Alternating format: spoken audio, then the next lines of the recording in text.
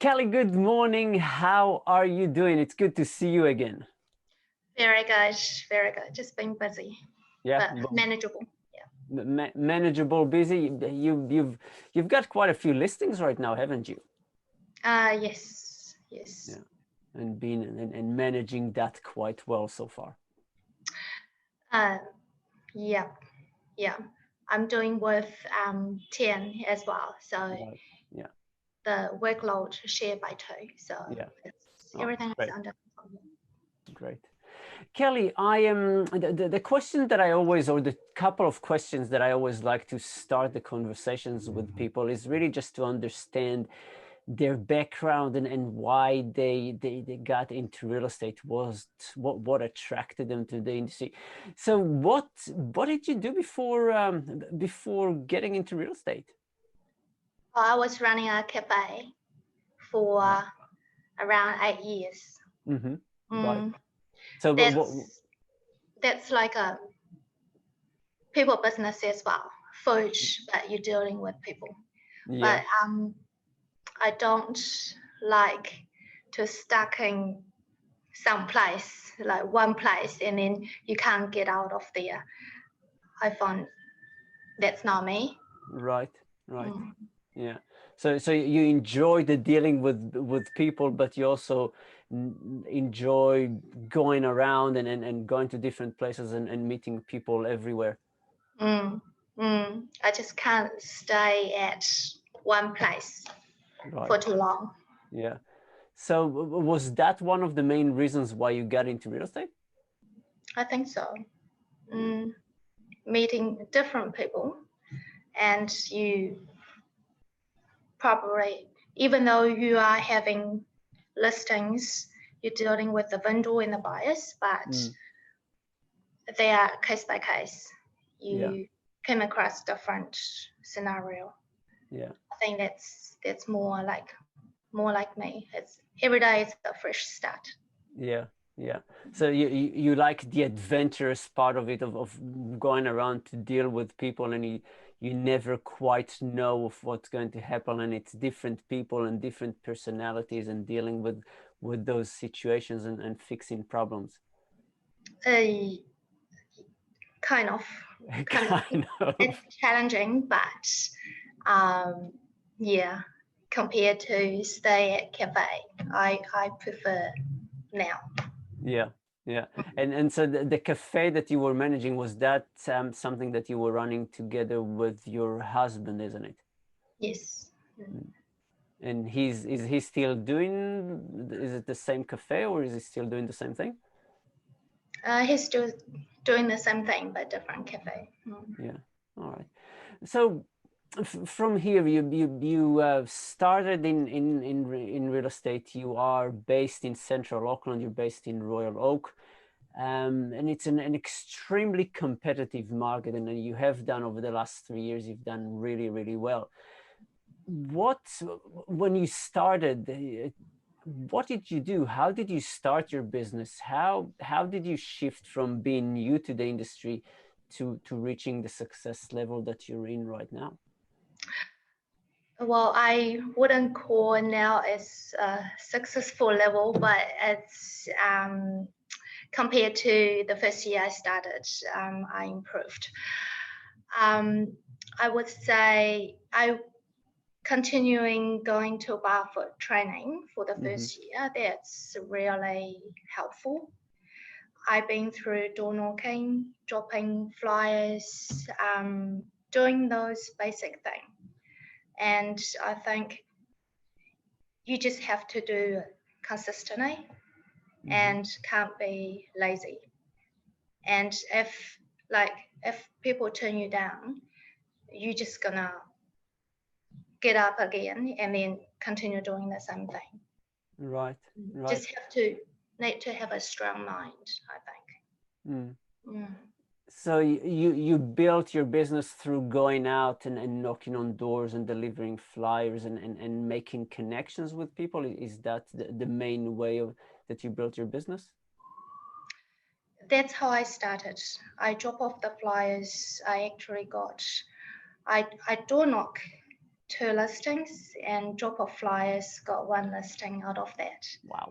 And yeah, and I would say once you got that opportunity, and while you're doing open homes, that's where you actually start your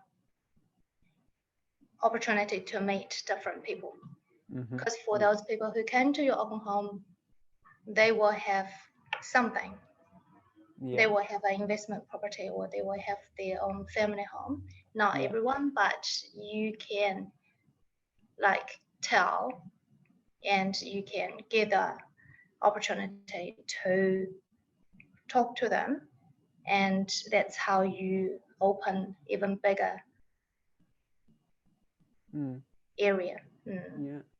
So you started doing the basics, which is what most people recommend, and then doing open homes. You are from the a little bit that I know about you, and a little bit of work that we've done in the past. You're very good at uncovering opportunities of looking at people or talking with people and realizing where the opportunities are and converting them.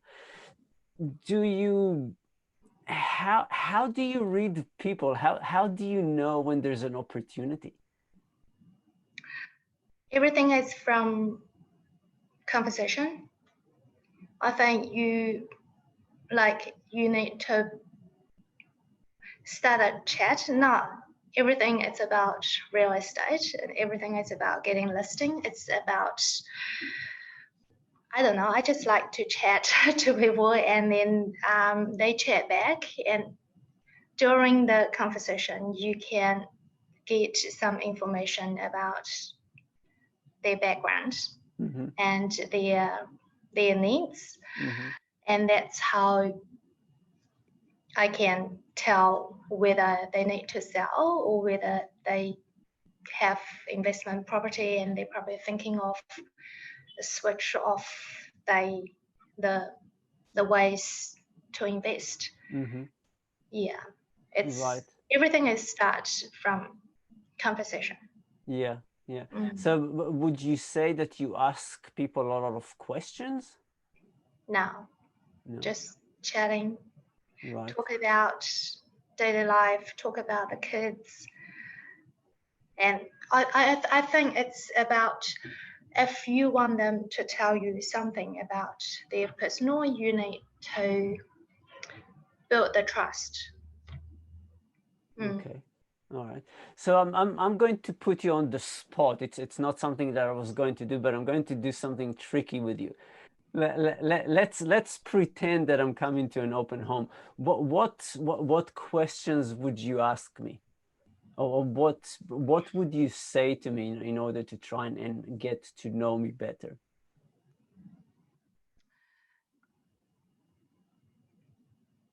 Obviously, I will ask you, what do you think about this property? And then you will tell me something, and then I can tell from what you've been told me whether you are looking for investment home or family home, or do you need to, can you buy now? Can you bridge finance? And then you will tell me something else, then I can figure it out whether you have to sell it first, or you can just buy it without selling. Yeah. Right. So you kind of start the conversation, and then every sentence will lead to another sentence, and you listen to people and try and dig information to see who they are and how you can work and what opportunities there are there. But I'm not those kind of push type. I rather let everything happen naturally. Right. Especially that's the first touch. I don't like to go too hard. I don't want people to feel, oh, she's trying to find out, do I have house to sell or not? I think it's everything just happen naturally. Right. Don't trying to get a listing and then you carry out that conversation. Yeah. I think it's everything. Sure. So everything happens naturally. So this is quite an interesting skill. Would you say that the fact that you worked in a cafe and would meet so many people every day and have really quick conversations with them, would that have been a good training ground for you to get to learn how to have conversations with people? I think so. I think so. And and also, as I see it, I like to talk to people. Yeah, right. Mm. So you enjoy the conversations. You are really quite naturally curious about people. Mm, not really. Not really. People come to the open home.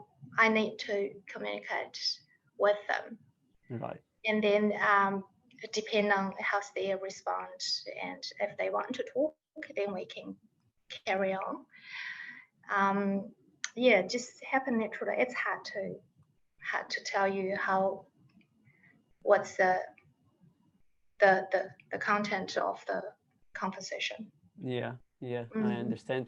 So you've worked really hard over the last, I think it's about 3 or 4 years right now that you have been selling. Um, and you have been able to, you're not saying that you're successful, but I would argue that what is it that you think that you are doing right now that is possibly making you stand out from other agents, things that you think that you might be doing differently? I'm not sure actually. I think I'm just continue doing what I'm doing. Hmm. Like Yeah, you do do the campaign properly and do open homes and then follow up the buyers. And I would say open homes are very important and following up those buyers are very important. yeah, That's we just keep doing the same thing. yeah. Mm. So in terms of the level of service or communication with your vendors, with your buyers, do you communicate with them a lot? Do you make sure that your vendors know everything that is happening with their property? I would say so. Yes. I don't have like I have to talk to them every day or twice a day. I don't give myself a time to talk to them, but I always keep them informed. If something that I think yes, I need to talk, I need to tell them, or now it has been a few days, then I should report something, some news to them. As a vendor, they do want to know how's it going, how many people are interested in the property so far. So I think that's my job to keep them on the loop. Don't make them feel anxious. Yeah, yeah, And I always pick up my phone unless I'm in a meeting. I couldn't, but I always return every single missed call. right. Or text me if the phone just right next to me. I wasn't in a meeting. I always text back, Yeah, reply all the emails. yeah, yeah. Mm. So you stay in touch, and is that with buyers as well? Oh yeah, Yeah. yeah. So you always communicate with everybody that contacts you. Yes, yes. Mm. Especially they for those buyers they see they are interested with the property, they are coming to the auction, then that's 100% you're gonna Yeah. keep in touch. Okay. With your business right now, because as you mentioned, you are working now in a partnership with another salesperson with Tien from your office. Are you guys looking at growing the business even more and bringing more people into the team, or creating a team, or are you happy the way it is right now? I think probably stay as what we're doing right now. Okay. It's having associates or having a peer. It's hard. Mm, It's hard to because Tay and I we're doing open homes ourselves, yeah. and so as I see, open home is very important. You meet the buyer, you communicate with them, and you wouldn't know whether they are interested in the property. If they are, how you gonna convert them from the interested side to coming actually to the auction.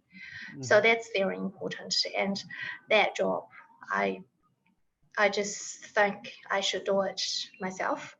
I'm very curious because you are a lot of salespeople, and I know about myself, even though I can't say that the industry was easy for me, it was hard, but I'm quite lucky that the fact that I'm married, but I don't have any kids, so it was always easier for me to dedicate the time that I needed for real estate.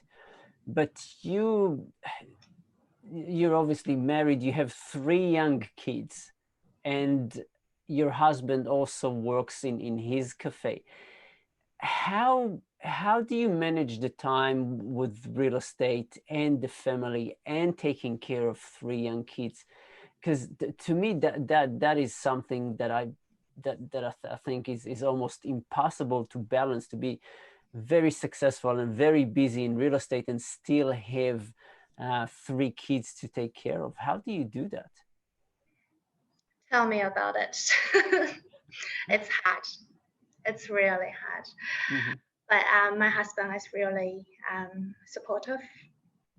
He supports me a lot, and I think you just have to manage your time Mm-hmm. carefully. I would say during school holiday, that's the most difficult time. Mm-hmm. But now, as the kids getting older, it's getting a little bit easier. Yeah. So during school holidays, I just have to bring my little one, come to the office, and my manager and all those other colleagues, they are very, very nice, very kind to me as well. Mm-hmm. So I would say just everyone around me, they support me. Yeah. Otherwise, I don't think I can do it. Yeah. Yeah. Like back then, two years ago, my kids actually they went to negotiation with me. Yep, yeah, but now it's better. Yeah. The first one, second one, they're getting older. Mm. Mm. Yeah. Do you do you think that taking the kids with you to a negotiation was helpful, or was it destructive? It's helpful. Yeah. It's helpful. All right.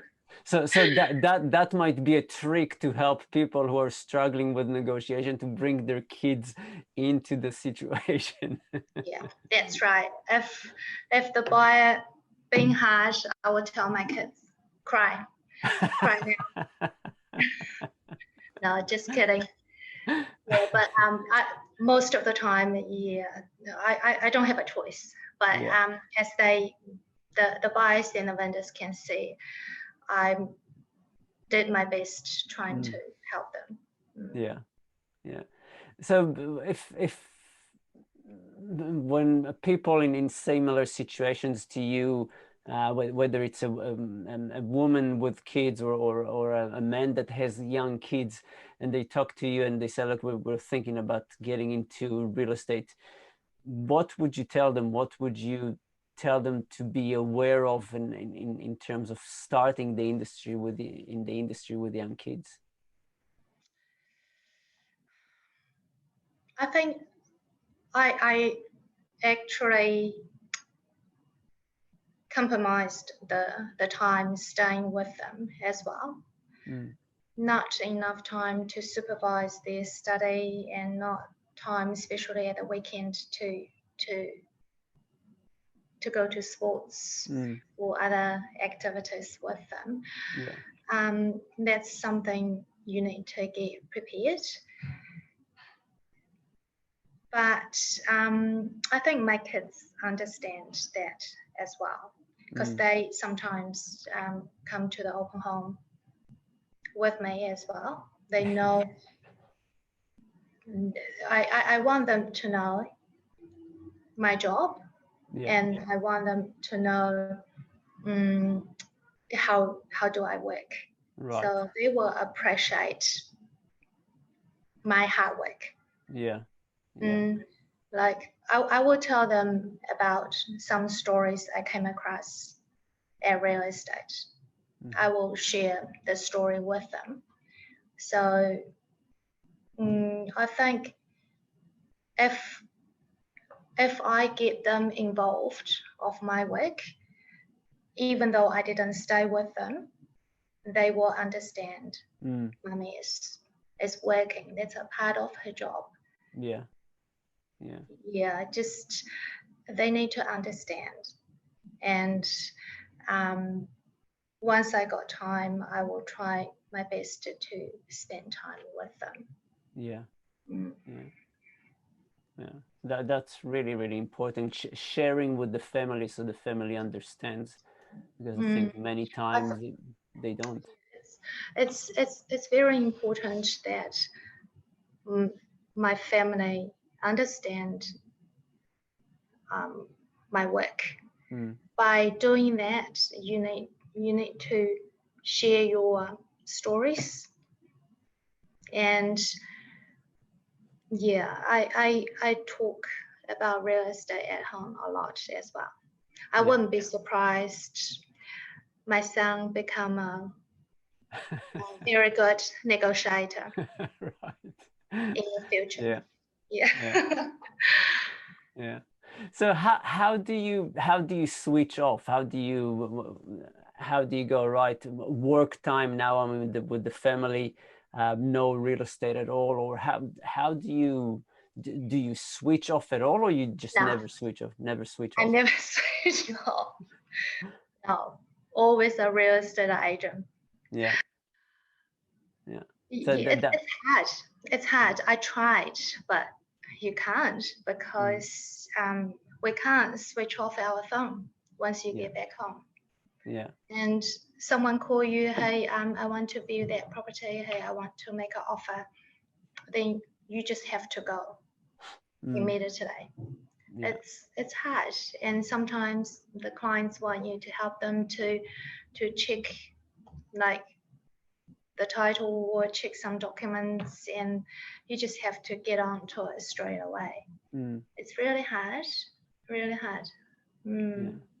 So is it an industry that you would recommend to people, or would you say I recommend, but be aware that it's very difficult?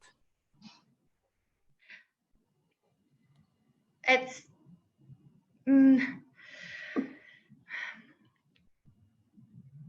I would say if you want to do real estate, actually it's a big commitment, because you wouldn't have any salary or wages at all. So if you, for me, I decided to do real estate. I plan for the worst. So you just have to do it. And if you don't do it, there's no income. That's very realistic. And I still remember the first year I started. I look at those properties. I was sitting in the office, and then I look out from the window. There are so many houses there. And those houses could be my listings. It's easy, but not easy. You just need to go talk to people. Ask them, do you want to sell? But it's also not easy, because they don't know you. They wouldn't trust you. But opportunity just out there. It's whether you want to do it or not. Yeah. Wow, Kelly, I thank you for sharing.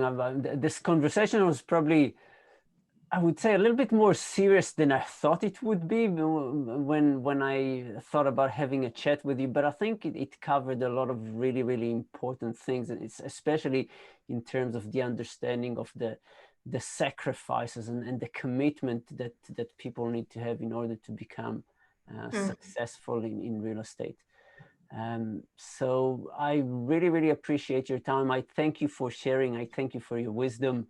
And I am sure we're probably going to catch up and have another chat in the near future again. no problem. I hope this is helpful. I'm sure it's been super helpful. Thank you, Kelly. We'll talk soon. Okay. Bye.